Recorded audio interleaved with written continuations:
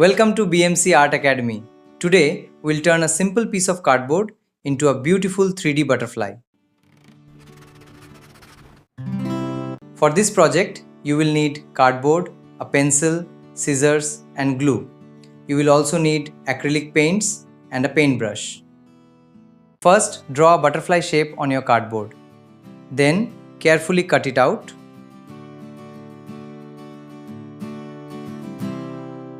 Bright base coat.